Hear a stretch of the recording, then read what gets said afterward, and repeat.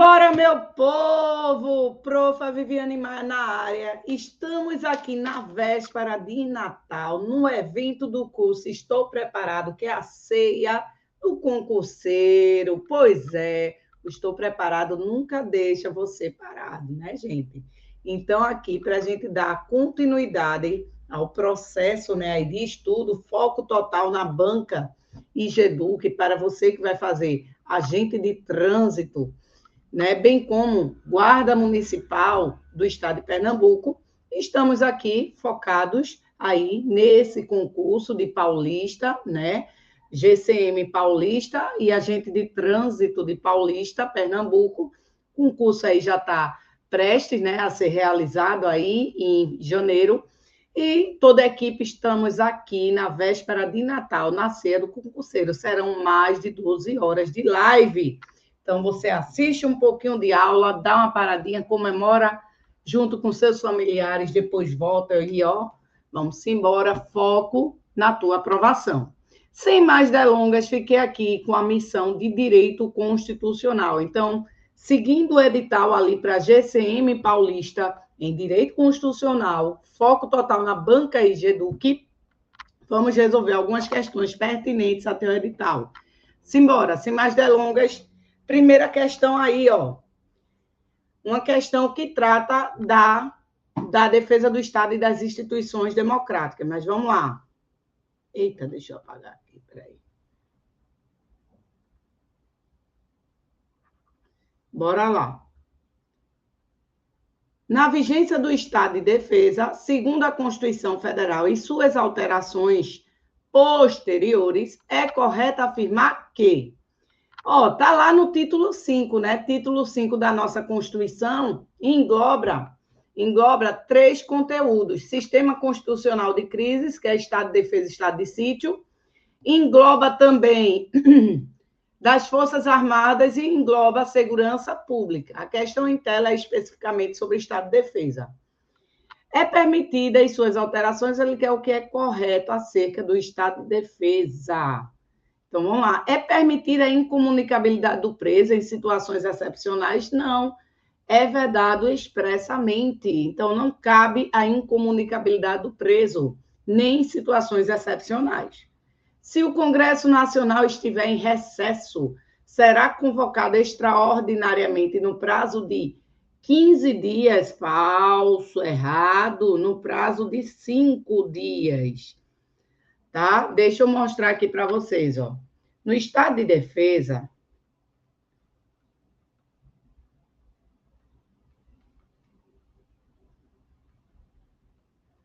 o presidente da República, volta. No Estado de Defesa, de que o presidente decreta. Ele que tem atribuição privativa, compete privativamente ao presidente da República, ele decreta o Estado de Defesa. E como é que isso ocorre, profa? Vamos lá. Ó, o presidente da República, que detém a capacidade privativa, a competência privativa para decretar o Estado de Defesa, ele precisa ouvir 2 conselhos, o Conselho da República e o Conselho de Defesa Nacional. Após a oitiva, que ela é obrigatória, faz parte do procedimento, o presidente precisa seguir os conselhos? Não. O parecer emitido pelos conselhos é não vinculativo. Ele precisa ouvir, ele tem que escutar o que os conselhos têm para dizer, mas ele não precisa seguir os conselhos. Após a oitiva aos conselhos, o presidente ele já pode decretar, instituir o Estado de Defesa. Após ele decretar, ele estabelecer o Estado de Defesa, ele deve, dentro de 24 horas, encaminhar para o Congresso Nacional. E o Congresso Nacional precisa decidir por maioria absoluta. Então, perceba, presidente ouve os conselhos, a oitiva aos conselhos faz parte do procedimento, é obrigatório. mas o parecer é não vinculativo. O presidente não está obrigado a seguir os conselhos. Após a oitiva, ele decretou, estabeleceu o estado de defesa, mas dentro de 24 horas ele encaminha um decreto para que o Congresso Nacional, por maioria absoluta, aprove ou cesse imediatamente as medidas adotadas durante o estado de defesa. Beleza. Então, perceba aí. Se o Congresso Nacional estiver em recesso, então, veja, ô professora, quando manda para o Congresso para ele decidir dentro de 24 horas, o Congresso tem quantos dias para decidir? São 10 dias o prazo para que o Congresso tem para decidir, é o prazo. Mas se o Congresso tiver em recesso, 5 dias para convocação extraordinária. Aqui, convocação extraordinária. Beleza? Convocação extraordinária em 5 dias para decidir em 10. Então, voltando para a questão, não seria 15 dias. Por isso que está errada essa alternativa B. A prisão ou a detenção de qualquer pessoa não poderá ser superior a 30 dias, não poderá ser superior a 10 dias, salvo se autorizado pelo Poder Judiciário. Então, está errado isso aqui. O Congresso Nacional apreciará o decreto dentro de 20 dias, não dentro de 10 dias. O decretado o estado de defesa ou sua prorrogação, o presidente da República, dentro de 24 horas, certo, submeterá o ato com a respectiva justificação ao Congresso, que decidirá por maioria absoluta, gabarito, letra E de estou preparado. Ok? Então, muito cuidado com o estado de defesa, estado de sítio e suas características específicas. Tranquilo aí? Então, convoca-se, se o Congresso Nacional, o presidente vai decretar o estado de defesa. Lembre-se que no estado de defesa o presidente não precisa de autorização prévia do Congresso. Quem precisa de autorização prévia do Congresso é o estado de sítio. No estado de defesa, o presidente ouve os 2 conselhos e depois decreta. Decretou, envia dentro de 24 horas para que o Congresso Nacional, por maioria absoluta, decida. Tá certo? Aí o Congresso tem 10 dias. Mas se o Congresso estiver de recesso, convocação em 5 dias para decisão em 10. Fechou? Tranquilo, gabarito, letra E. Questão de número 2. De acordo com a Constituição Federal, diante de grave comprometimento da ordem pública, então houve um grave comprometimento da ordem pública em um estado da federação, com incapacidade de seus órgãos em restabelecer a normalidade, exigindo-se medida excepcional e transitória praticada por quem? Pelo presidente da República, e que vai atingir a autonomia do ente federativo. Assinale a medida constitucional adequada. Veja, quando a gente se depara com esse tipo de questão, lembre-se, o que é que tem em comum estado de defesa, estado de sítio e intervenção? Estado de defesa e estado de sítio são medidas que estão no título 5 da Constituição, que trata da defesa do Estado das instituições democráticas.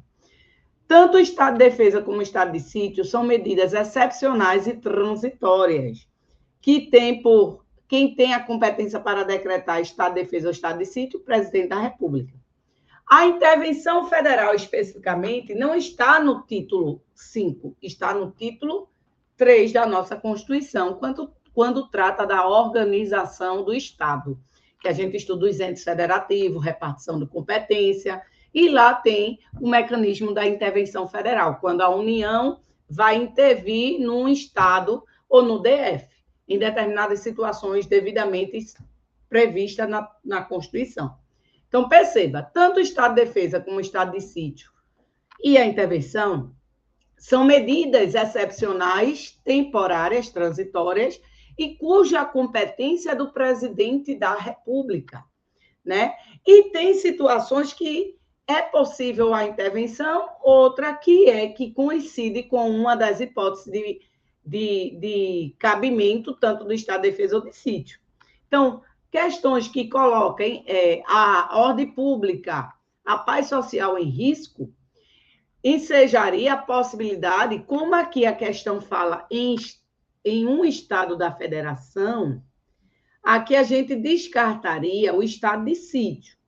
Porque, veja, lembre-se que a abrangência do estado de defesa é em locais restritos e determinados. O estado de sítio, a abrangência é nacional. Fechou?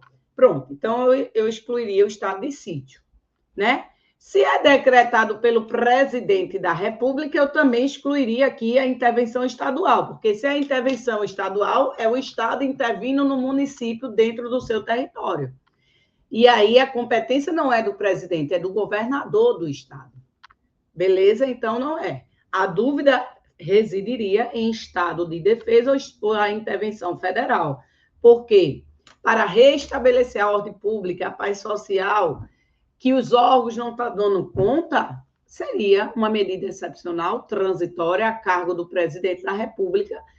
Aí, em um local, em um estado da federação, aí a gente ficaria aí, profa. Seria a intervenção onde a União vai intervir no estado ou seria o estado de defesa? O que vai diferir aí, a chave da questão para gabaritar a letra C, é porque, lembre-se, o estado de defesa, bem como o estado de sítio e o estado de sítio, a consequência é restrição aos direitos fundamentais. Então, é restrição aos direitos fundamentais, se tratar. E se for a intervenção federal, a intervenção vai atingir a autonomia do ente federativo. Lembrem-se que a República Federativa do Brasil, ela é formada pela União, pelos estados, pelo Distrito Federal e pelos municípios. E lembre-se também que os entes federativos, eles detêm o quê? A autonomia, pois a República Federativa do Brasil, ela é soberana, ela detém a soberania. Tranquilo? Então, quando vai ocorrer? A regra é a não intervenção. A regra é que não há hierarquia entre os entes federativos, União, Estado, DF, município, logo, a regra é a não intervenção. Mas em situações pontuais devidamente trazidas pela Constituição, é possível que, no caso, a intervenção federal, a União intervenha no Estado ou no DF para pôr termo a grave comprometimento da ordem pública, que é uma das hipóteses que está lá estampada como uma das hipóteses de cabimento da intervenção federal.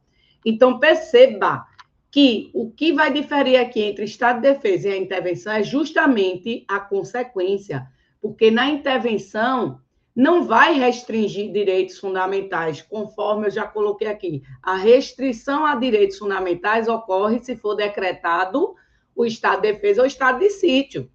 Mas a intervenção federal vai atingir, vai afastar temporariamente a autonomia dos entes federativos que estão sofrendo a intervenção. Então, quando a União intervém no Estado ou no DF, a União vai afastar, vai atingir, em situações pontuais, né, a autonomia do ente federativo.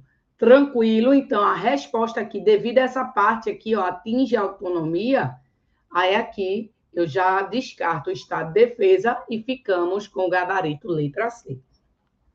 Beleza? Então, minha gente, muito cuidado para não confundir, porque tanto a intervenção federal como o Estado de Defesa e Estado de Sítio, a competência do presidente da República, e aí você faz o link quando você estuda o artigo 84, que traz as competências privativas do presidente da República. Então, quem decreta o Estado de Defesa, o Estado de Sítio e a intervenção é o presidente da República.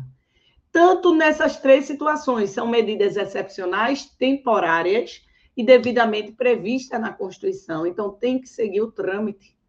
Tranquilo. Nas três situações, o presidente detém a competência, o presidente precisa ouvir os dois conselhos, Conselho da República e Conselho de Defesa Nacional, a oitiva é obrigatória, o parecer é não vinculativo, tá? As hipóteses estão previamente na Constituição de forma taxativa, tá? Só naquelas hipóteses devidamente trazidas pela nossa Constituição. Fechou? Gabarito aí, letra C. Questão boa que poderia deixar o aluno em dúvida entre o Estado de Defesa e a intervenção federal. Tranquilo, lembre-se que a intervenção é a União, o ente de maior abrangência, intervindo nos estados ou no DF. Tranquilo aí, de boa? Vamos embora. Questão de número 3. Vamos lá. Questão aí, 2025, e traz uma questão sobre segurança pública. Vamos lá. Em conformidade com o artigo 144 da Constituição da República Federativa do Brasil, de 88, a quem incumbe apurar as infrações penais contra a ordem política e social ou em detrimento de bens, serviços e interesses da União ou de suas entidades autárquicas e empresas públicas, assim como infrações cuja prática tenha repercussão interestadual ou internacional e exija repressão uniforme segundo dispuser a lei. Quando o tema é segurança pública, né? Segurança pública, vocês estão já vacinados que o artigo pertinente à temática é o artigo 144, né? Segurança pública, segurança, dever do Estado, direito e responsabilidade de todos e tem por missão, né, a preservação da ordem pública, da paz social e da incolumidade das pessoas e do seu patrimônio. Quais são os órgãos de segurança pública estampados no artigo 144? Temos lá a Polícia Federal, temos a Polícia Rodoviária Federal, PRF, Federal, né? A PF, a PRF. Temos também a Polícia Ferroviária Federal.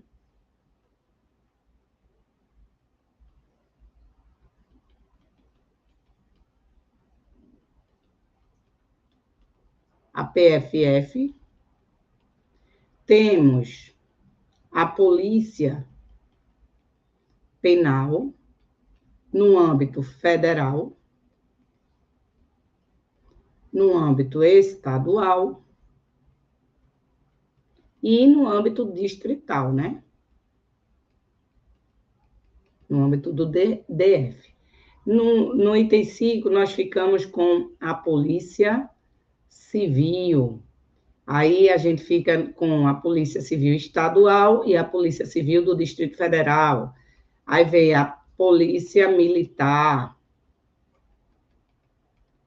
no âmbito dos estados e no âmbito do DF. Temos também o Corpo de Bombeiro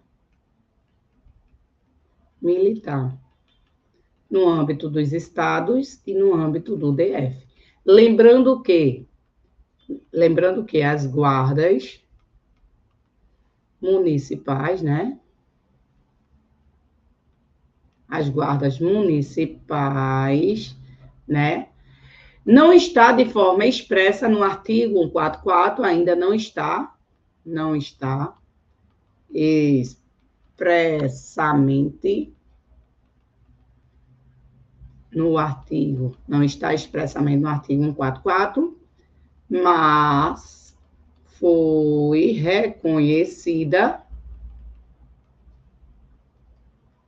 como órgão de segurança pública pelo Supremo Tribunal Federal, ok? Lembrando que as guardas poderão ser criadas pelos municípios, caso, na forma da lei, né? Os municípios poderão criar suas guardas na forma da lei, e as guardas visam proteger bis, que significa bens, instalações e serviços, Beleza? Serviços.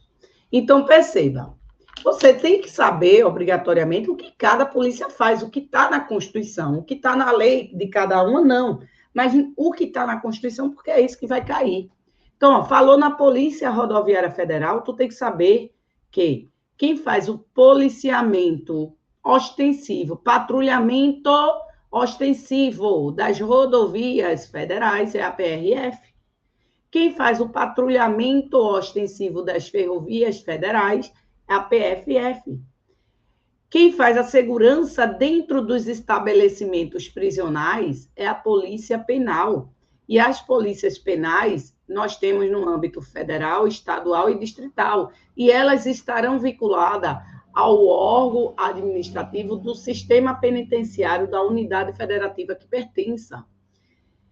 A polícia militar é a polícia preventiva, é a polícia que vai fazer o policiamento ostensivo, preservação da ordem pública, da paz social, da incolumidade das pessoas. Então, é uma polícia que atua para que evitar que o ilícito aconteça. O corpo de bombeiro militar, além de outras atribuições definidas em lei, ela tem a atividade, exerce a atividade de defesa civil.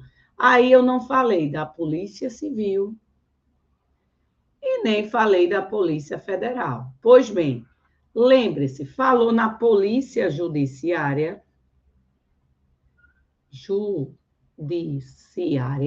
que é a polícia investigativa, né, que atua após o ilícito criminal, ou seja, a infração penal acontecer. Então, a polícia judiciária investigativa, que vai investigar as infrações penais, ou vai ser a polícia, deixa eu botar aqui, ou vai ser a polícia civil, no âmbito dos estados e DF, ou vai ser a polícia federal. Mas entenda, a polícia federal é a polícia, exerce com exclusividade a polícia judiciária da União. Então, a polícia judiciária exclusiva da União é a PF, porque ela exerce com exclusividade a polícia judiciária no âmbito da União. Cabe à Polícia Federal. E a Polícia Civil, a competência da Polícia Civil, ela é residual. Como assim, profa? O que não for da PF, que é no âmbito da União, e o que não for as infrações dos crimes militares propriamente dito, que seria aí a critério da Justiça Militar, excetuando ressalvada as competências da União, que cabe à PF, e as militares, o que sobrar dentro dos estados do DF, as infrações penais dentro dos estados e do DF, tirando o que é da União e da Justiça Militar, fica a cargo da Polícia Civil. Por isso, esse caráter residual. Só que a Polícia Federal não fica apenas com a função de polícia judiciária exclusiva da União. Ela tem outras atribuições, como, por exemplo, quem faz o policiamento marítimo, aeroportuário de fronteiras é a Polícia Federal. É a Polícia Federal que deve prevenir e reprimir o tráfico de droga, contrabando de escaminho, crimes que tenham repercussão interestadual ou internacional, atos que atentem contra a União, as autarquias, suas empresas públicas, né, sobre os seus interesses. Então, fica a cargo de quem? Da PF. Então, perceba aí o quão é importante você dar aquela lida no artigo 144, lembrando que ainda tem a segurança viária, que é a segurança nas vias públicas. Tranquilo? Vamos voltar para a questão? A questão traz o seguinte, ó. A quem incumbe apurar as infrações penais contra a ordem política e social em detrimento de bens e serviços de interesse de quem? Da União, ou de suas entidades autárquicas, empresas públicas, assim como infrações cuja prática tenha repercussão interestadual ou internacional. E aí? Só pode ser a Polícia Federal. Tá certo? Só pode ser a Polícia Federal. Bens e interesses da União. Olha aqui. Tranquilo aí, meu povo? De boa? Simbora. Questão aí de número 4. Vamos lá. Caiu para a guarda aí, Banca Vunesp, 2025. Vamos lá ver o que é que tem aqui. Nos termos do artigo 144 da Constituição da República Federativa do Brasil, é correto afirmar que são atribuições das polícias civis dos estados e do DF. As funções de polícia marítima, aeroportuária e de fronteira, não, né, gente? O policiamento marítimo, aeroportuário e de fronteiras não cabe à Polícia Civil. A Polícia Civil tem um caráter residual. O que não for da União e o que não for da Justiça Militar, as infrações, o exercício da Polícia Judiciária no âmbito dos estados e do DF cabe à Polícia Civil, mas com esse caráter residual. Quem exerce o policiamento marítimo, aeroportuário e de fronteiras é a Polícia Federal. Então, não seria a Polícia Civil, e sim a Polícia Federal. Estaria incorreto essa questão aí, letra A. Os municípios com mais de 1 milhão de habitantes têm o dever de constituir e manter suas guardas destinadas à proteção de bens, serviços e instalações, o famoso BIS, né? Bens, instalações e serviços. Mas veja, primeiro que a Constituição não traz um número mínimo de habitantes para que os municípios possam, caso queiram, constituir suas guardas.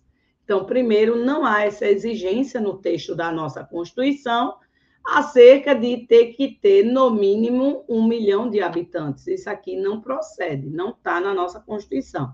E outra, os municípios não têm o dever, é uma faculdade. Os municípios poderão, caso queiram, constituir na forma da lei suas guardas, que destinam-se a proteger bens, instalações e serviços. Então, questão aí de letra B, errada.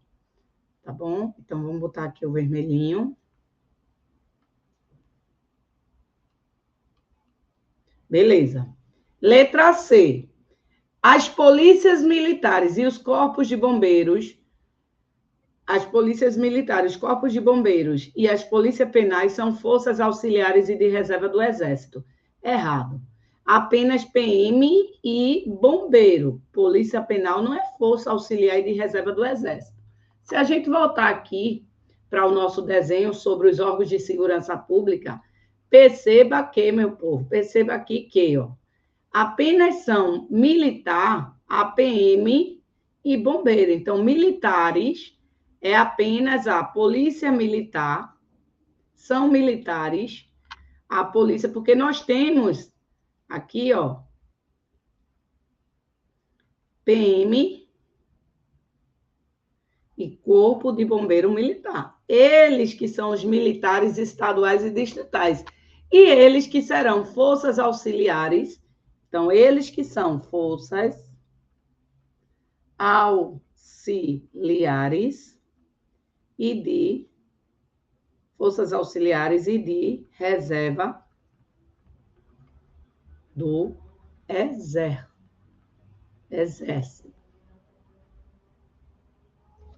Forças auxiliares e de reserva, eles são forças auxiliares e de reserva do Exército, né? Então, percebam, dos órgãos de segurança pública, apenas PM e bombeiros são servidores públicos militares, porque as demais são servidores públicos civil. O regramento do servidor público civil, o regime jurídico a que eles se submetem é diferente do regime jurídico ao qual os militares se submetem. Por quê?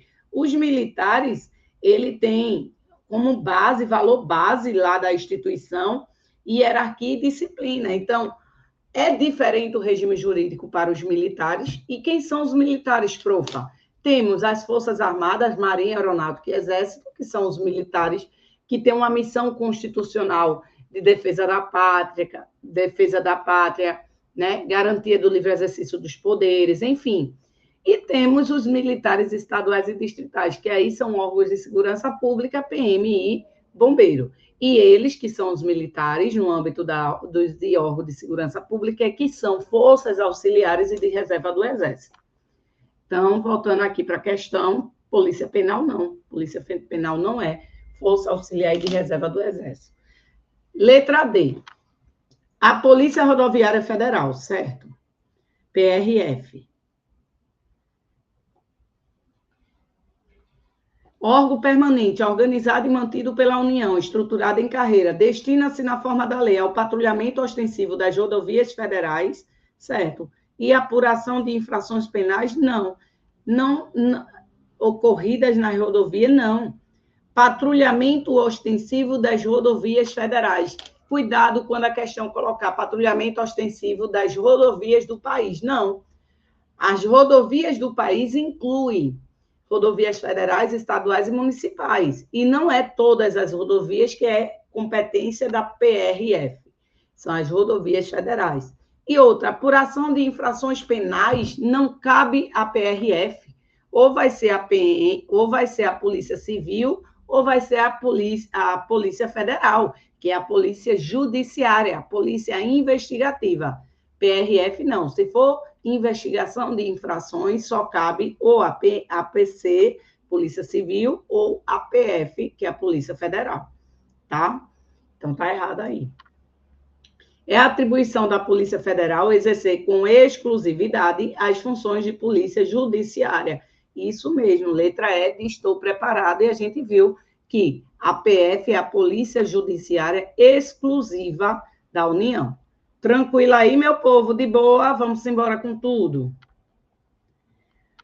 Vamos lá. À luz da teoria geral dos direitos fundamentais e do modelo constitucional, então, à luz da teoria geral dos direitos fundamentais e do modelo constitucional de proteção aos direitos e garantias fundamentais delineado pela Constituição Federal, certo? Ele quer, de acordo com o texto, assinale a alternativa correta. O mandado de segurança coletivo pode ser impetrado por associação legalmente constituída e em funcionamento há pelo menos 6 meses, em defesa dos interesses dos seus membros ou associado. Errado, em funcionamento há pelo menos 1 ano. Então, perceba quem são, o mandado de segurança coletivo. Lembrando que a ação é residual, tá? Ou seja, vai tutelar o direito líquido e certo, desde que não seja amparado por habeas corpus nem habeas data. Lembra quando a gente estuda os remédios? Beleza, então tem um caráter residual. Mas quem são os legitimados para propor? Quem é que pode entrar? Quem pode ser autor do mandato de segurança coletiva? Então, vamos lá. O partido político com representação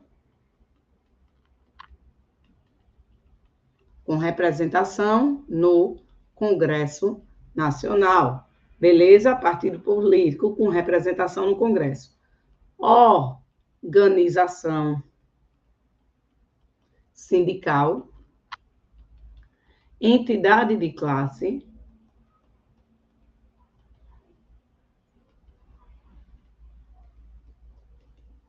e entidade de classe, entidade de classe e associação constituída ou em funcionamento há pelo menos 1 ano. Então, o erro aí é colocar 6 meses. Toda pessoa é parte legítima para propor ação popular que vise anular ato lesivo à moralidade? Não, não é toda pessoa, é todo. Seria o correto aqui botar todo cidadão. Todo cidadão. Lembre-se que o objeto, né? Vamos lá. Ação popular. Ação popular. Só quem pode propor é o cidadão. Então, todo cidadão, ele pode propor ação popular que vise anular ato lesivo. A que, professora? Aqui. Meio ambiente, a moralidade administrativa, né? O patrimônio público, patrimônio histórico e patrimônio cultural. Então, o objeto da ação popular é anular ato lesivo ao meio ambiente, à moralidade administrativa, ao patrimônio histórico, cultural, público, mas só quem pode entrar com essa ação é o cidadão que esteja no exercício dos direitos políticos. Então, não é toda pessoa, porque nem toda pessoa é um cidadão no sentido estrito. Tem que estar no exercício dos direitos políticos e, para propor, a pessoa tem que comprovar, através do título de eleitor, que está em dias com a Justiça Eleitoral, para que, assim, ele possa, de fato, ser legitimado ativo para propor a ação popular. Beleza? Então, não é toda pessoa, é todo cidadão.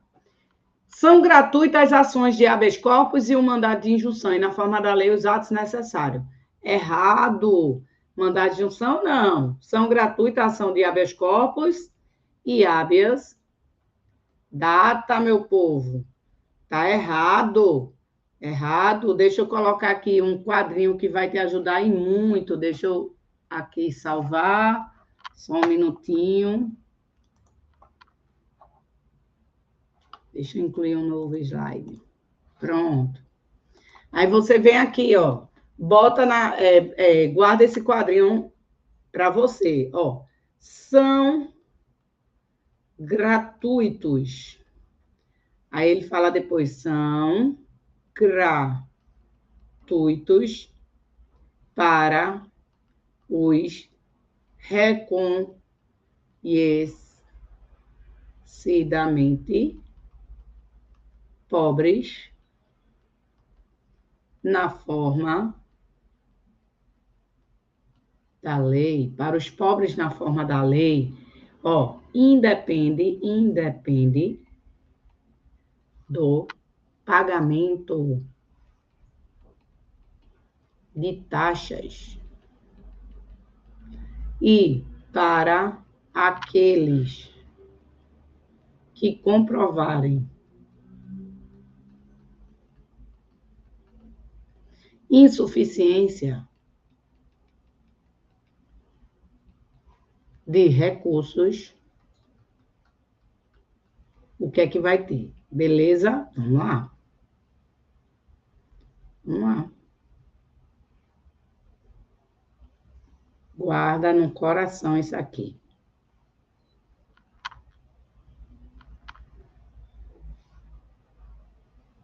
O que é que são gratuitos, profa? São gratuitas a ação de habeas corpus, a ação de habeas data e os atos necessários ao exercício da cidadania. Ação de habeas corpus, habeas data e os atos necessários ao exercício da cidadania. Para os pobres na forma da lei, ou para os reconhecidamente pobres na forma da lei, são gratuitos, é o quê? O registro civil de nascimento e a certidão de óbito. Então, eu brinco com meus alunos. Nascer e morrer são para os pobres na forma da lei. Independe do pagamento de taxa. Aí você bota aí, ó, direito de petição e a obtenção de certidão.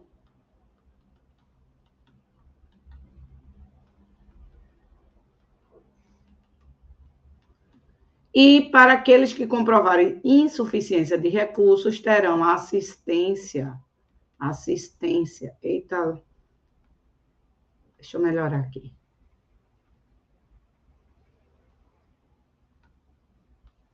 Terão assistência jurídica integral e gratuita.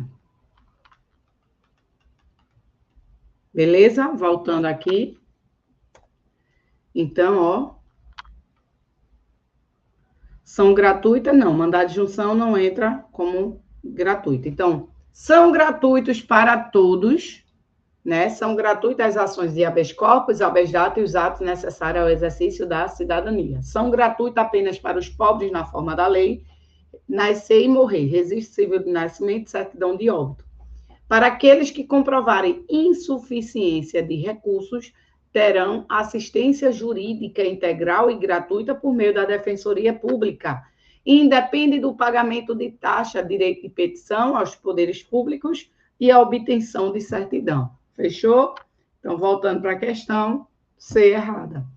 As garantias fundamentais caracterizam-se por sua natureza assecuratória, instrumental, destinada a possibilitar os meios adequados à fruição dos direitos fundamentais. Está lá em teoria, né? A Constituição fala dos direitos e garantias fundamentais.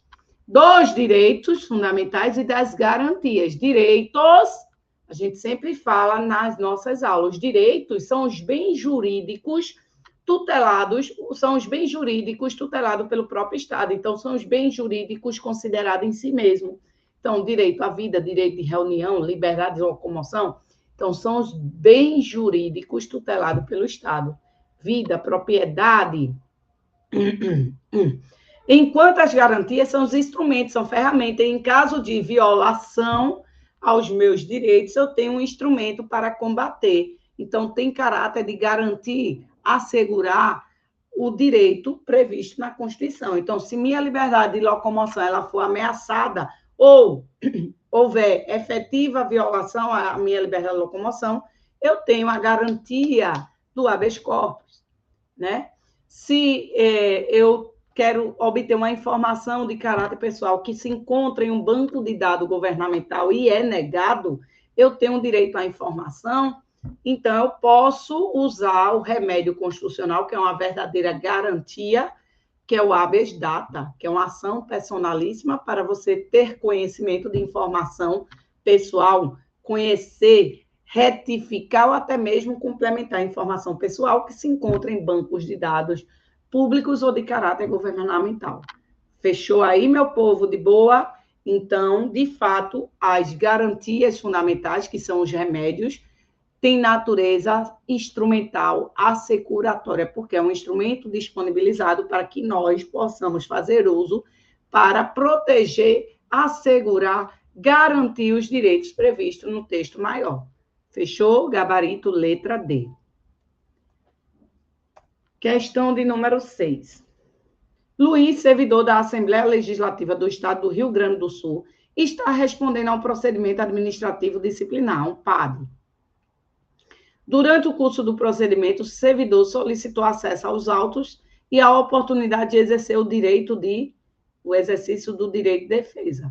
A autoridade que preside o procedimento administrativo disciplinar negou os pedidos de Luiz, alegando sigilo e que essa espécie de procedimento não permite o contraditório. Descontente com a decisão administrativa, Luiz poderá impetrar habeas data. Habeas data, qual é o objeto de proteção do remédio habeas data? Quem lembra? A informação, né? Não é toda e qualquer informação, não. É informação pessoal. Então, a informação pessoal que você queira acessar, conhecer, retificar, ou até mesmo complementar, você se dá por meio do habeas data. O habeas corpus, ele protege a nossa liberdade de locomoção, o direito de ir, vir, ficar e permanecer, a livre circulação em território nacional em tempos de paz. O mandado de junção você tem um direito previsto na Constituição e não está conseguindo exercer. Por quê? Porque falta a norma regulamentadora que inviabiliza o exercício de um direito.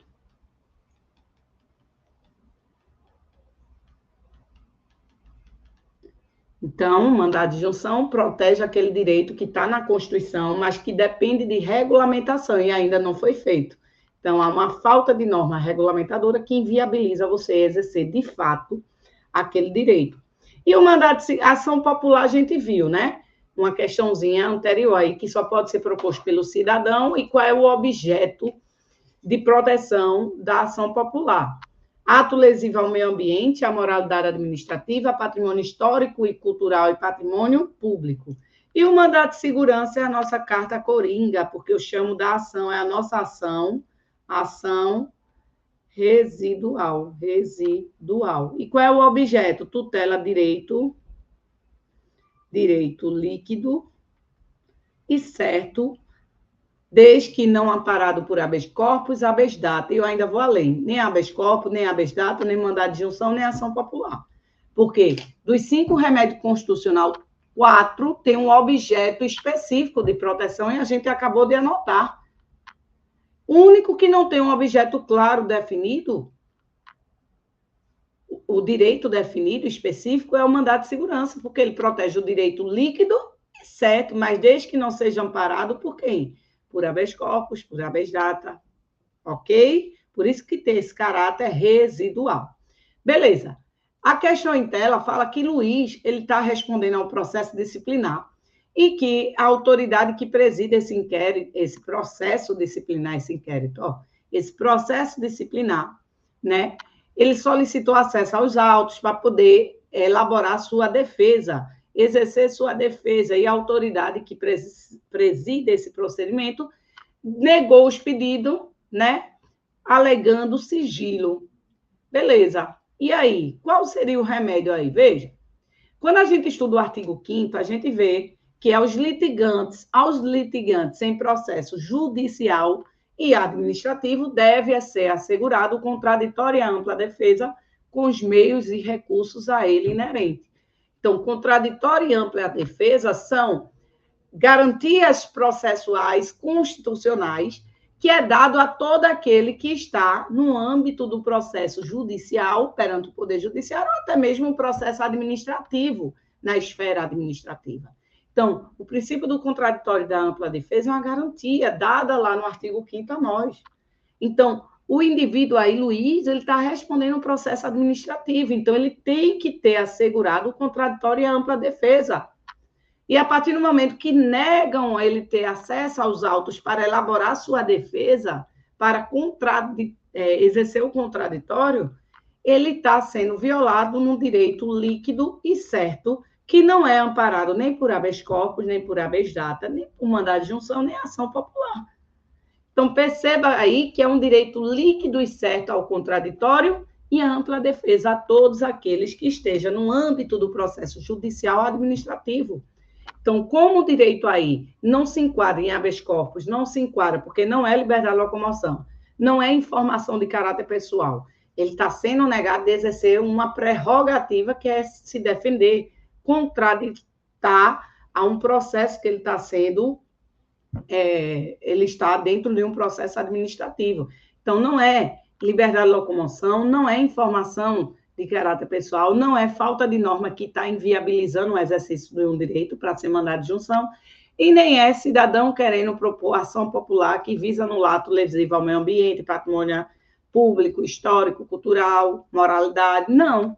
Ele simplesmente quer exercer o contraditório e a ampla defesa, que é um direito líquido e certo previsto no artigo 5º, sem dúvida. Então, gabarito aí, mandado de segurança. Tranquilo, meu povo? De boa aí? Vamos embora. Questão 7. De acordo com a Constituição Federal de 88, especificamente o artigo 5º, inciso 34, qual das alternativas a seguir apresenta a forma mais precisa e completa um dos direitos assegurados a todos? Então, ele quer de forma mais precisa e completa um dos direitos assegurados a todos, independente do pagamento de taxas. Beleza. O direito de petição aos poderes públicos em defesa de direitos ou contra a ilegalidade ou abuso de poder e a obtenção de certidão em repartições públicas para defesa de direito e esclarecimento de situação de interesse pessoal. Para mim, o gabarito já é a letra A. Mas vamos ver. Obtenção de certidão em repartição pública exclusivamente aos brasileiros? Não, exclusivamente não, errado. É assegurado ao interessado o direito de obter certidão desde que comprove antecipadamente estar em dia com suas obrigações? Não tem essa determinação no texto da nossa Constituição, não precisa comprovar, não. independe do pagamento de taxa. O direito de petição aos poderes públicos somente mediante comprovação de interesse, não tem isso. Então, gabarito de fato. Então, a gente viu o que são gratuitos para todos, habeas corpus, habeas data e os atos necessários ao exercício da cidadania. São gratuitos para os pobres na forma da lei. Registro civil de nascimento, certidão de óbito. Para aqueles que comprovarem insuficiência de recursos, terão assistência jurídica integral e gratuita. Independe do pagamento de taxa, letra A, o direito de petição aos poderes públicos em defesa de direito ou contra a ilegalidade ou abuso de poder, certo? E a obtenção de certidões em repartição pública para a defesa de direito, esclarecimento de situação pessoal, gabarito, letra A, de aprovados, meu povo. Simbora, meu povo. Foco, força e fé aqui. Foco total na banca IGEDUC, nessa questão aí foi da IGEDUC, né? 2025, tá? Que caiu lá para a prefeitura de Japarantinga, lá em Alagoas. Beleza? Vamos embora. Uma questãozinha aí da UPNet, tá? Acerca dos direitos fundamentais. Vamos lá. Acerca dos direitos e deveres individuais e coletivos previstos na Constituição, analisa as afirmativas abaixo. Simbora. Uma ronda policial flagra um indivíduo descarregando toda a munição de um revólver contra o seu desafeto. Então, ele está descarregando, causando-lhe a morte imediata. Nessa situação, prevê o julgamento do criminoso mediante a instituição do júri, sim ou não, meu povo? Se ele vai ser... o policial flagra ele descarregando toda a sua munição e matando aquela pessoa. Veja, é um crime doloso contra a vida, sim ou não? Se você descarrega toda a munição do seu revólver, você não tem a intenção, não, de matar? Sim. E se é um crime doloso contra a vida, a competência é do tribunal do júri. Tem que lembrar as características do tribunal do júri. Plenitude de defesa, soberania dos vereditos, sigilo das votações e competência para julgamento dos crimes dolosos contra vidas. Culposos não, dolosos. Então, aqui estaria verdadeiro essa afirmação. X foi acusado de ter cometido um crime no dia 1/12/2015. Ocorre que a lei que definiu o referido crime só foi publicada e entrou em vigor no dia 5/1/2016. Certo? Nessa situação, pode-se afirmar que a acusação contra X ofende alguns princípios constitucionais, dentre eles o princípio da legalidade, certo? Ofende de fato, tá? Verdade. Veja, se uma pessoa comete uma conduta, e essa conduta na data 1/12/2015 não tem a tipificação como crime, a conduta praticada por X é uma conduta atípica. Só em 2016 é que vem a lei e diz, essa conduta a partir de hoje é crime. Então, eu não posso acusar uma pessoa por ter cometido uma conduta que antes era uma conduta atípica, porque aí eu estaria violando o princípio da legalidade penal. Não há crime sem lei anterior que o defina, não há pena sem prévia combinação legal. Então, para colocar uma conduta como típica, como sendo um crime, a lei ela precisa ser anterior à conduta praticada. Fechou? Então, aí também está correto, porque ofende, sim, o princípio da legalidade. Ok? 3. É possível o aumento de pena para determinado réu, com fundamento em lei penal mais gravosa e imposta posteriormente? Não. A regra é o seguinte, a lei penal não retroagirá. Então, a lei penal nova, a regra é que ela passe a vigorar na data da sua publicação para frente. A lei penal não pode retroagir, não retroagirá, não voltará no tempo, não voltará para trás. Não pode retroagir. Né? Então, a regra é, a lei penal não retroagirá, salvo se for para benefício do réu. No caso, para agravar, não. A lei penal mais gravosa imposta posteriormente pode ser não. É possível aumento? Não. Falso. Não é possível em uma lei posterior que é mais gravosa. Tá? porque a regra é a irretroatividade da lei penal. Salvo, só vai haver a retroatividade da lei penal desde que ela seja mais benéfica, que seja uma lei melhor, que diminua a pena, que extinga aquela conduta como crime, haja o abolício crimes, né? Mas não para prejudicar, para ser uma lei mais gravosa, beleza? Constitui crime inafiançável e imprescritível a ação de grupos armados civis ou militares contra a ordem constitucional e o Estado democrático. Verdadeiro. Ó, lá na Constituição a gente tem 6 crimes, 6, e a gente divide em 2 categorias, o HT3 e a ração. A ração, a gente tem 2 crimes aqui, R de racismo e ração, né? Ação de grupos armados. Civis ou militares armados. Aí tem mais, tá? Civis ou militares contra a ordem constitucional e Estado democrático. Então, tá aqui os 2 crimes, né? 1, 2. E o HT3 tem 4 crimes. Então, vamos lá. Crime hediondo, definido na lei dos crimes hediondos, tráfico de drogas, tortura e terrorismo.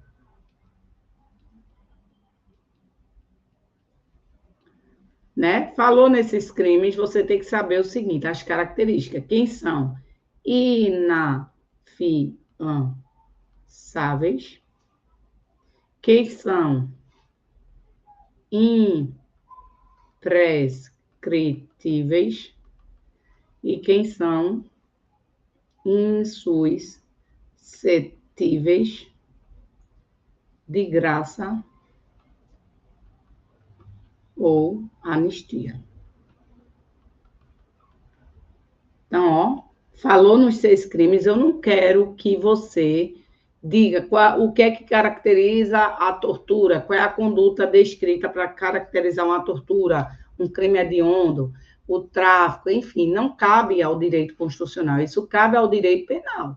Aqui eu quero que você saiba as características que a Constituição determina para cada grupo desses crimes. Então, falou em ser inafiançáveis, os 6 são, então, tanto o HT3 hediondo, tráfico, tortura e terrorismo, como a ração, são inafiançáveis. Imprescritíveis são apenas 2, o racismo e a ação de grupos armados, a ração. Insuscetíveis de graça e anistia são 4, o HT3. Então, tá aí. Tem que saber esse quadrinho, beleza? Então, qual é a correta aí? Correta ficou 2 e 4. 2 e 4. Não é isso? É. 2 e 4, vamos lá. 2 e 4, gabarito, letra C. E aí, meu povo, estão gostando da nossa ceia do concurseiro do curso Estou Preparado? Como sempre, né? O EP sempre te acompanhando em todos os momentos. Estamos aqui na véspera de Natal, aqui respondendo, fazendo aquela mega revisão aí, com foco total na tua banca, né? Que é a IGEDUC, para você que vai fazer aí GCM Paulista. Tranquilo? Não esqueçam, quem ainda não adquiriu, adquira logo o nosso aulão de véspera presencial Recife, tá certo? As vagas são limitadas, com certeza aí já está se esgotando, então você não pode ficar de fora. Entre em contato aí com a equipe do Estou Preparado e garante já a tua entrada. Beleza? Dando continuidade aqui, questão de número 9. Acerca dos princípios fundamentais. Princípio que é o título 1 da Constituição, assinale a alternativa correta. Lembrando que os princípios fundamentais é o título 1 e tem previsão do artigo 1º ao artigo 4º. Bora lá. Erradicar a pobreza e reduzir a marginalização, bem como as desigualdades sociais e regionais, constitui o objetivo fundamental da República Federativa do Brasil, conforme expressa a previsão constitucional. Muito cuidado com esse tipo de alternativa. Perceba, no âmbito do título 1, que é princípios fundamentais,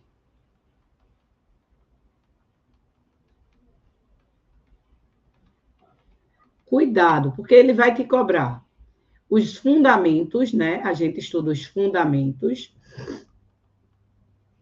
da República Federativa do Brasil, que está no artigo 1º. Estudamos os objetivos da República Federativa do Brasil, que está no artigo 3º. E estudamos os princípios da ordem internacional,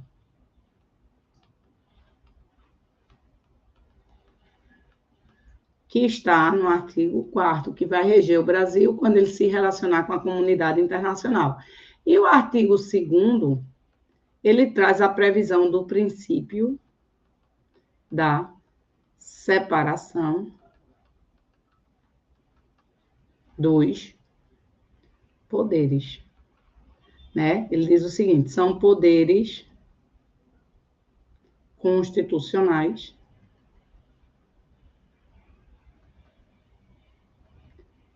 os poderes constitucionais são independentes e harmônicos entre si. O poder legislativo, eita, que ficou horrível aqui. Quais são os poderes? Os poderes, separação dos poderes. Quais são os poderes? Poder legislativo, poder executivo e o poder judiciário. Pronto.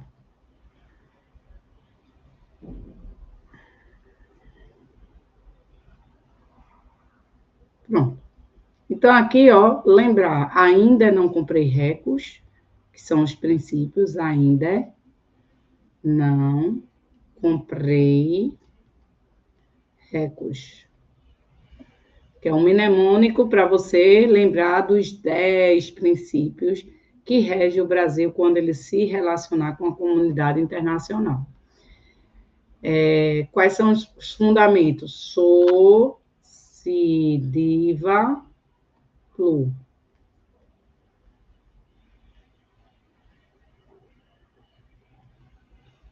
Quais são os objetivos? Cunga, erpo. Cunga, erpo.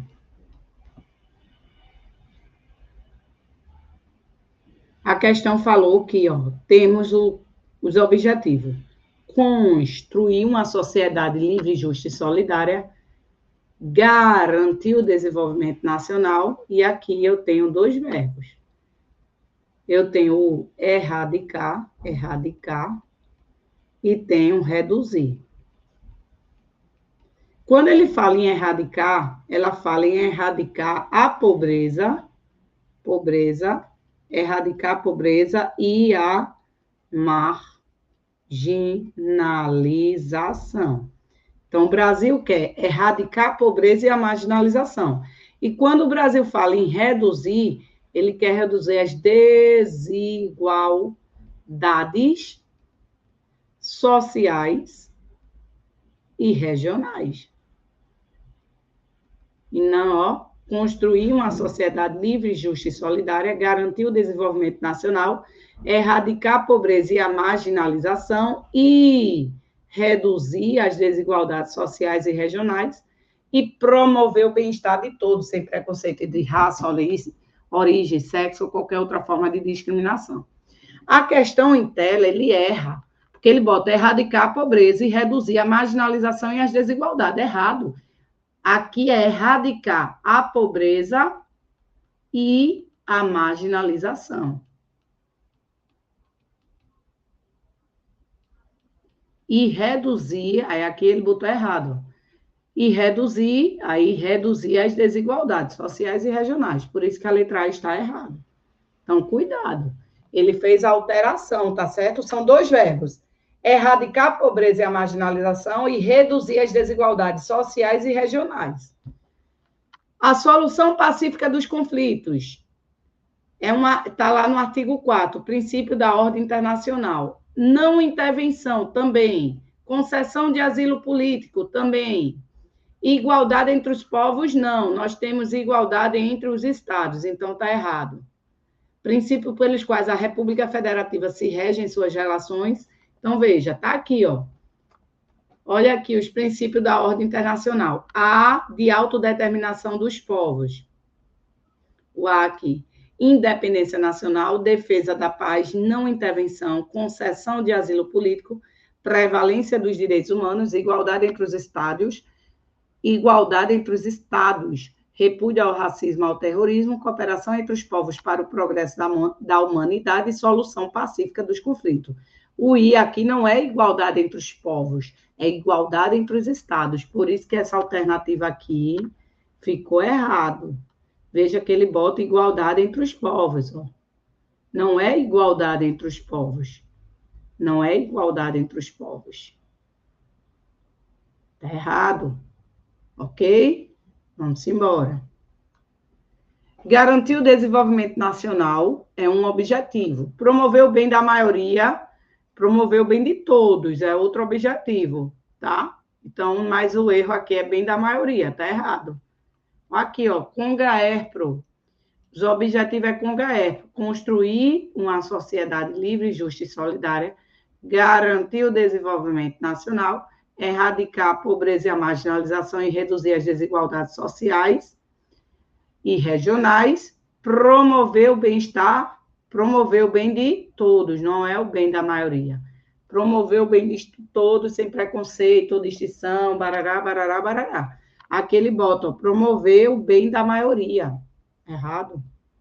O princípio da separação dos poderes, previsto na Constituição de 88, configura-se como um princípio fundamental? Sim, é um princípio fundamental. Lembra que princípio fundamental é o gênero, é o título. Aqui, ó, princípios fundamentais é o título.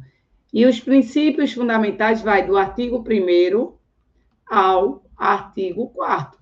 Lembrando que no artigo 1º a gente tem os fundamentos. Fundamentos sociediva plu. Soberania, cidadania, dignidade da pessoa humana, valores sociais do trabalho, da livre iniciativa e o pluralismo político.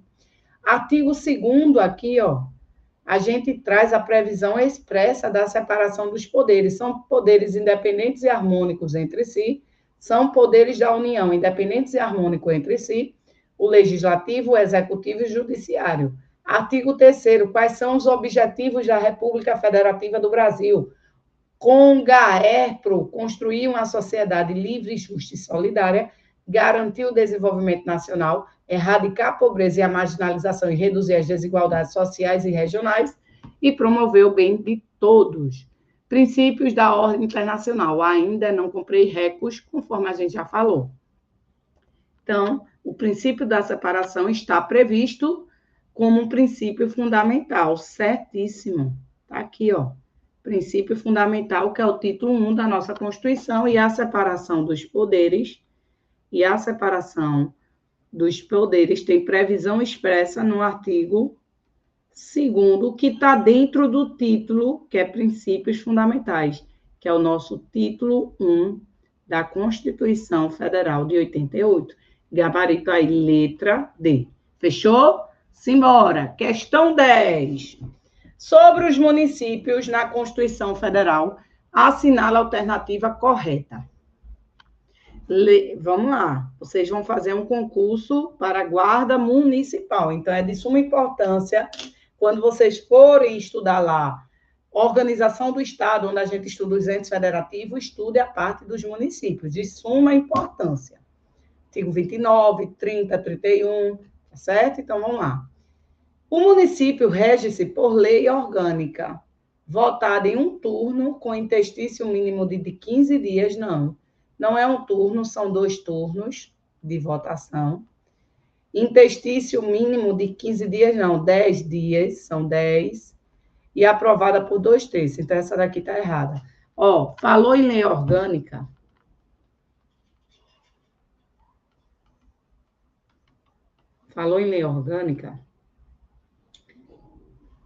Nós temos lei orgânica municipal e temos lei orgânicas no âmbito do Distrito Federal. Então, lei orgânica municipal e no âmbito do DF é lei orgânica. E falou em lei orgânica, você tem que lembrar do DDD. E o que é DDD, professora? Vamos ver aqui, ó. Falou em lei orgânica, você lembra do DDD. 2 turnos de votação. 2 turnos de votação. 10 dias entre uma votação e outra. E 2 terços. Né? Tem que ser aprovado por 2 terços no âmbito da Câmara Municipal, se for no município, ou da Câmara Legislativa, se for no Distrito Federal. Então, falei em lei orgânica, 2 turnos, 10 dias e 2 terços. Então, ó, DDD, 2 turnos, 10 dias e 2 terços. Então, está falso. Compete aos municípios explorar diretamente ou mediante a concessão o serviço local de gás canalizado. Gente, falou em serviço local de gás canalizado, não é uma competência municipal, é uma competência expressa dos estados. Está no artigo 25.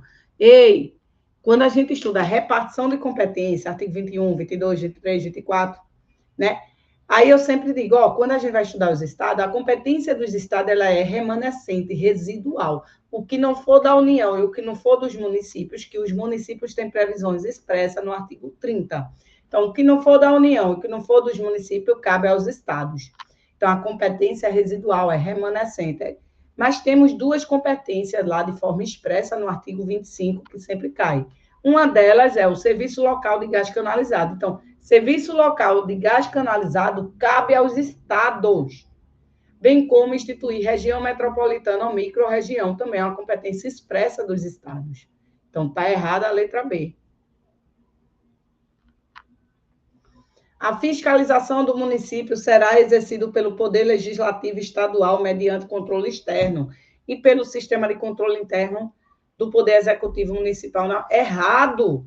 Ei, vamos lá. Quem controla as contas do prefeito no âmbito do município, as contas serão fiscalizadas por quem? Pelo Legislativo Municipal e não estadual. Ele botou aqui pelo Poder Legislativo Estadual, está errado. As contas do prefeito serão fiscalizadas pelo Poder Legislativo Municipal, ou seja, a Câmara dos Vereadores é que vai fiscalizar e julgar as contas apresentadas pelo prefeito, mediante controle externo. E controle interno, cada poder, legislativo, executivo e judiciário, vai manter um sistema integrado de controle interno.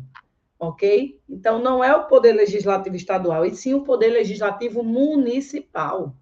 O erro aqui é botar estadual, seria municipal. Compete aos municípios suplementar a legislação federal e estadual no que couber. Artigo 30, correto. É o nosso gabarito. Vamos ver o erro da E. As contas dos municípios ficarão durante 70 dias. 70 não, 60. 60 dias. Muito cuidado, que ele bota por extenso para você se confundir. Não é 70, é 60 dias.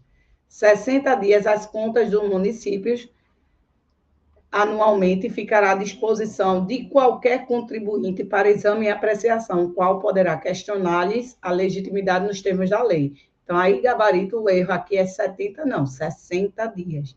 Então, gabarito da 10ª, letra D. De acordo com a Constituição Federal, um cidadão português sem residência permanente no Brasil, que peticiona perante a administração pública, é considerado, ó, cidadão português. Ele é de Portugal. Ele não possui residência permanente no Brasil. Ele vai peticionar perante a nossa administração, ele é considerado o quê? Detentor dos direitos inerentes ao brasileiro, desde que haja reciprocidade? Não.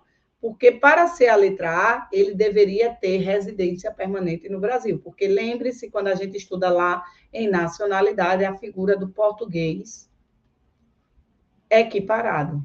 Equiparado.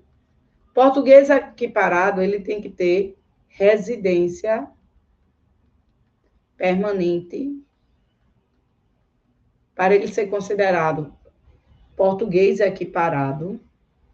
Ele tem que ter residência permanente no Brasil.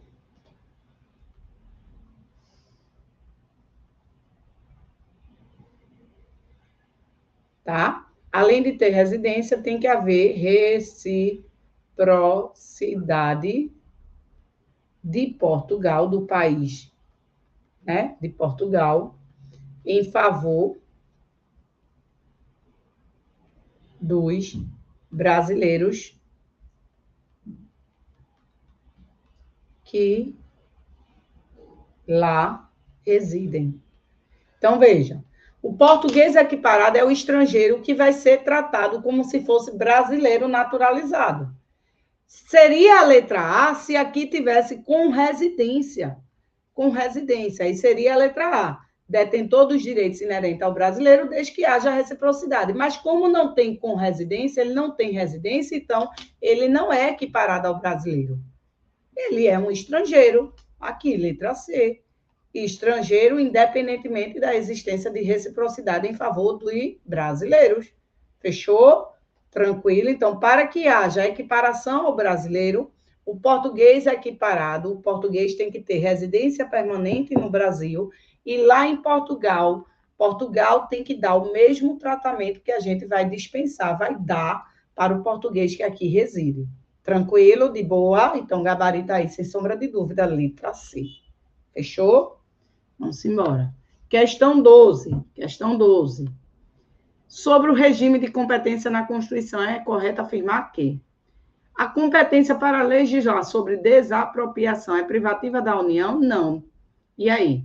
A competência para legislar sobre desapropriação é privativa da União? Sim ou não? Ele quer o que não é correto. Ele quer o incorreto. Tá? Então, vamos lá. Repartição de competência. A competência para legislar sobre desapropriação é privativa da União? Sim. Cuidar da saúde, da assistência pública, é competência comum da União, dos estados, DF, municípios? Sim, todos os entes federativos devem cuidar. Então, perceba aqui, vê só. Quando a gente vem para o assunto repartição de competência,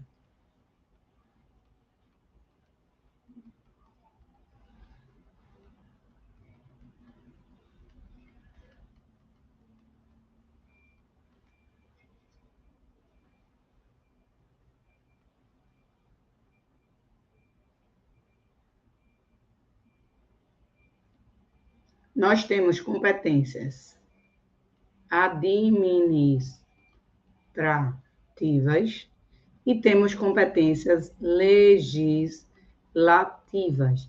As competências administrativas são competências materiais, é fazer algo, né? E no âmbito das competências administrativas, a gente tem aqui, a gente chama de exclusiva, que cabe apenas à União, tá? Que está estampada lá no artigo 21. E temos a competência comum. Comum a quem? A todos os entes federativos, porque há um interesse de todos, todos devem atuar nessa situação.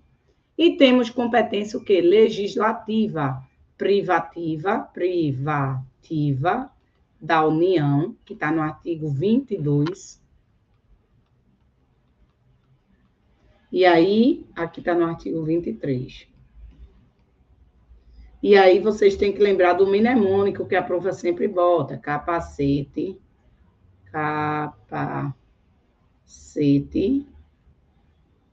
de pimenta. E temos a concorrente, a competência concorrente. Mas concorrente entre quem, professora? Entre União, Estado e DF. Artigo 24. Aí você lembra do PUTEF. PUTEF, PS. Aqui, ó, direito, PUTEF. Aí tu bota direito penitenciário, urbanístico, tributário, econômico, financeiro e orçamento. Aqui PS é Previdência Social.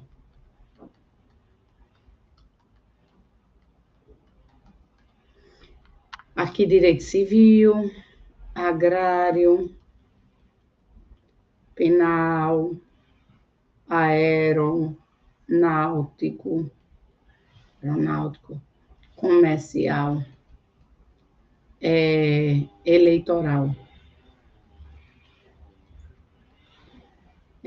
trabalho espacial. Aqui é desapropriação. Aqui eu tenho processual, informática, marítimo, energia, nacionalidade, trânsito e transporte,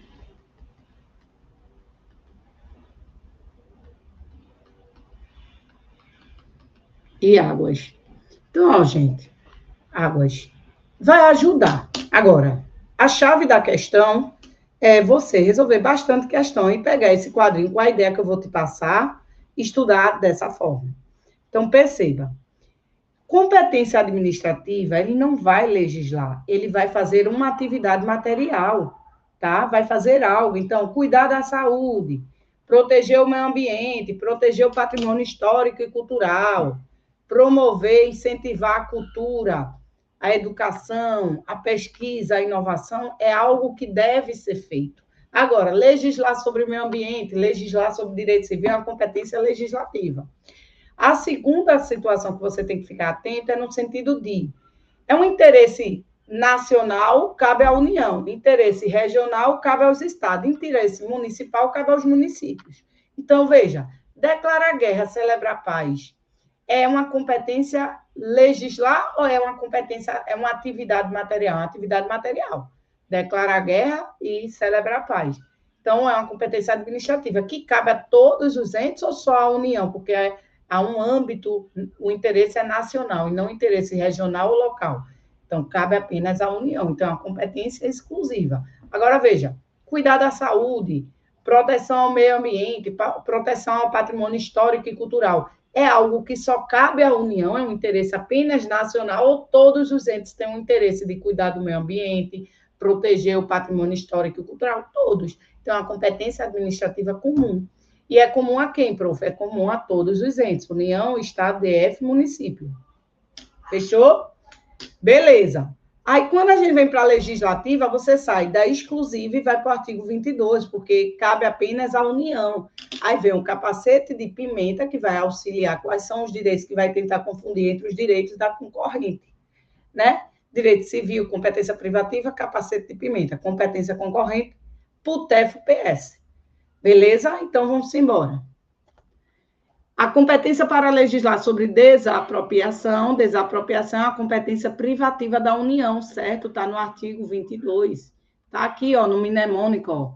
Desapropriação, ó, competência privativa da União, artigo 22.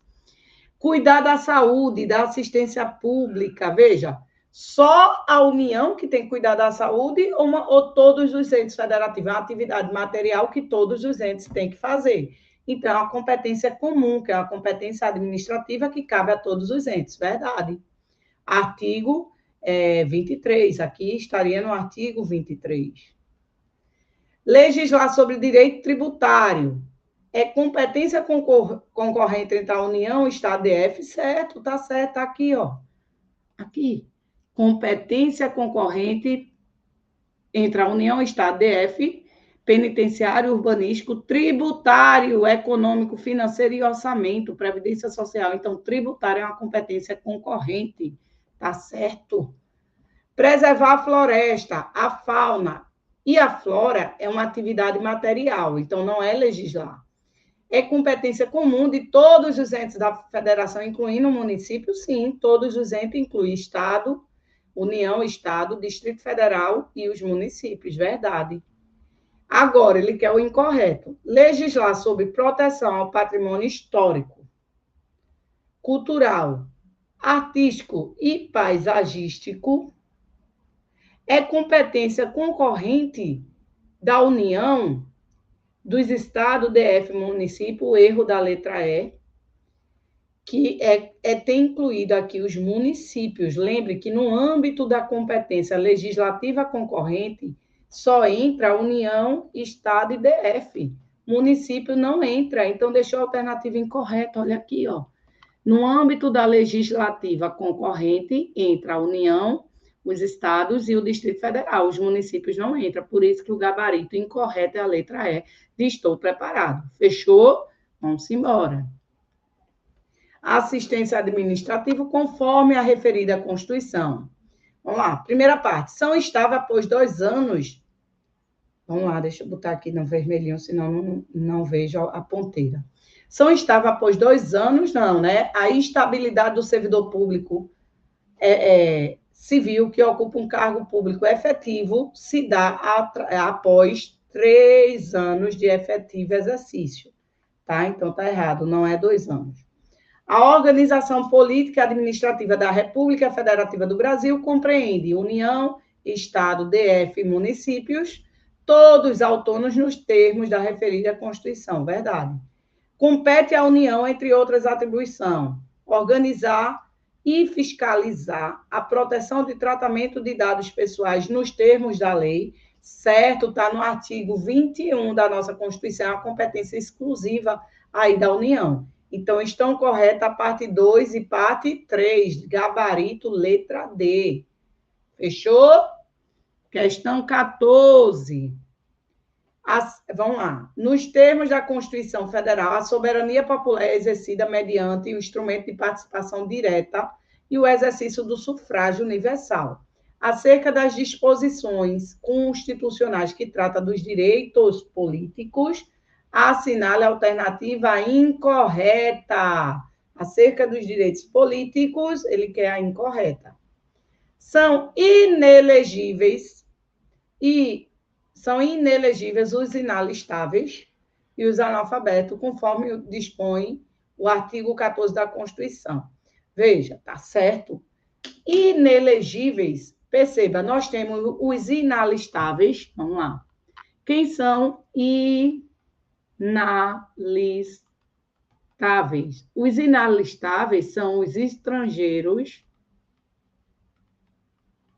e os conscritos durante o serviço militar obrigatório. Eles são o quê? Inalistáveis. Não pode se alistar como eleitor.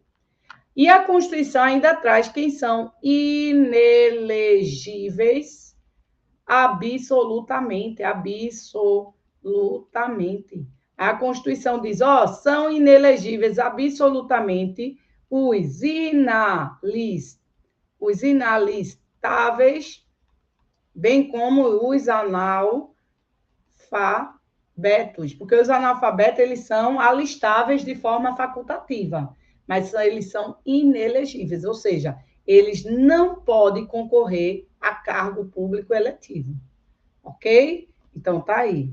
São inelegíveis absolutamente os inalistáveis, que são estrangeiros conscritos, mais os analfabetos, ok? Vamos voltar.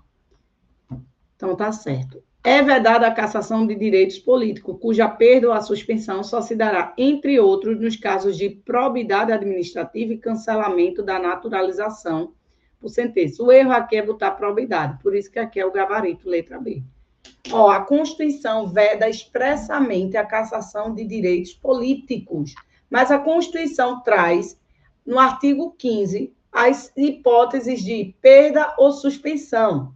Então, lá temos cancelamento da naturalização, condenação criminal transitada em julgado enquanto durar seus efeitos, incapacidade civil absoluta, improbidade, atos de improbidade administrativa e não de probidade, improbidade administrativa e a escusa de consciência, que são hipóteses de perda ou suspensão, né? Então, o erro aqui é afirmar que casos de improbidade geraria perda ou suspensão, não é probidade, seria improbidade, por isso que o gabarito aí é a letra B. O alistamento eleitoral e o voto são obrigatórios para os maiores de 18, sendo facultativo para o analfabeto, para os maiores de 70 e maiores de 16, menores de 18, certo?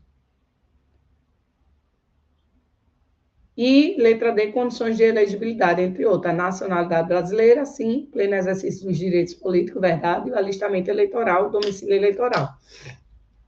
Veja, quais são o alistamento eleitoral alistamento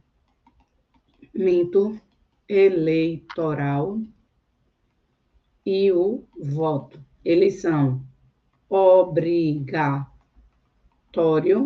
eles são facultativo e eles são proibido. Vamos lá. O alistamento eleitoral e o voto.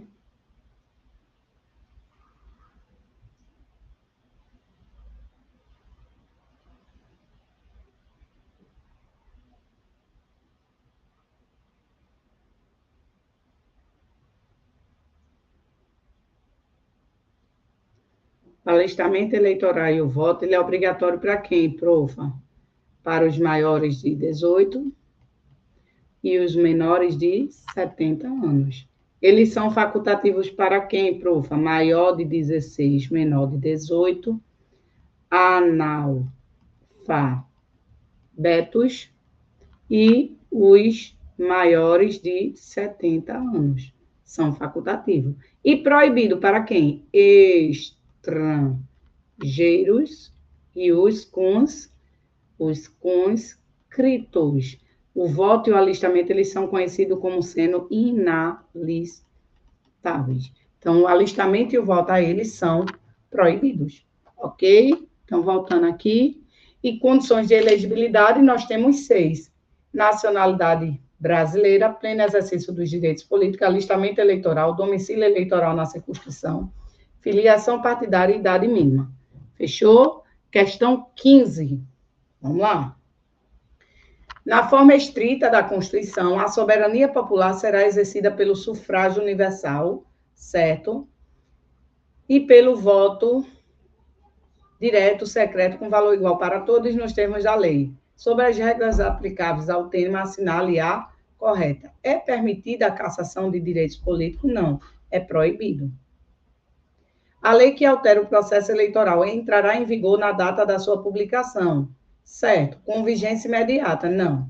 Entrará em vigor na data em que for publicado, não se aplicando às eleições que ocorram até um ano após a sua entrada em vigor. Então, a aplicação dela fica suspensa. Então, ela entra em vigor hoje. Pá! Entrou em vigor, mas ela vai ser aplicada às eleições? Não. Só vai ser aplicada às eleições que ocorrem um ano após a sua entrada em vigor. Não está errado. Para concorrer a outros cargos, o presidente da República, o governador do Estado e o Distrito Federal e os prefeitos devem renunciar a seus respectivos mandatos até 4 meses. Não, a desincompatibilização, a renúncia tem que ser em até 6 meses anteriores ao pleito. O militar alistável é elegível. E se contar com menos de 5 anos, deverá... Não, se contar com menos de 10, ele se afasta da atividade. Se contar com mais de 10, ele fica agregado à autoridade superior. Não pode se alistar como eleitores os estrangeiros durante o período do serviço militar obrigatório conscrito, porque eles são o quê? Inalistáveis. A gente viu isso, então, gabarito aqui, letra E. Fechou? E para finalizar aqui a minha participação aqui nessa ceia do concurseiro do curso Estou Preparado, a nossa última questão, a 16 aí, segundo a Constituição Federal, será declarada a perda da nacionalidade brasileira. Cuidado que sofreu alteração recente, meu povo. Então, para a perda, não cabe mais, tipo, o nacional que adquire voluntariamente uma nova nacionalidade perde a brasileira, não mais. Hoje são 2 hipóteses de perda: cancelamento da naturalização por sentença judicial em virtude de fraude no processo de naturalização ou atentar contra o Estado democrático ou a ordem constitucional. Tá? É a primeira. Então, cancelamento da naturalização por sentença judicial por fraude no processo de naturalização ou atentar contra o Estado, contra a ordem constitucional ou Estado democrático. E a segunda hipótese é aquele que voluntariamente, o brasileiro que fizer o pedido expresso à autoridade brasileira competente, ressalvadas as situações que acarretem a patria. Então, você pode até pedir, mas você já deve ter, ou já ter outra nacionalidade, ou está encaminhado. Beleza? Então, adquirir outra nacionalidade como condição para exercício de direitos civis em território estrangeiro já foi, não é mais, não está mais esse texto. Adquirir outra nacionalidade mediante imposição, não tem mais essa situação aqui. Fizer o pedido expresso de perda da nacionalidade brasileira perante a autoridade em razão de situação. Não, em razão de situação que acarrete, não, ressalvadas as situações que acarrete a apatria. Tiver cancelado sua naturalização por sentença judicial em virtude de fraude relacionada ao processo de naturalização. Gabarito aí, letra D. Tranquilo, meu povo? A Profa deseja um Feliz Natal para todos vocês, né? A gente vai se ver com certeza aí antes do Réveillon, tá? Mas de antemão, que Deus os abençoe aí, firme e forte aí no processo de vocês, rumo à tua tão sonhada aprovação. Conte sempre conosco aqui, com toda a equipe do curso. Estou preparado. E até a próxima, se Deus quiser. Beijo da Profa, meu povo. Tchau, tchau.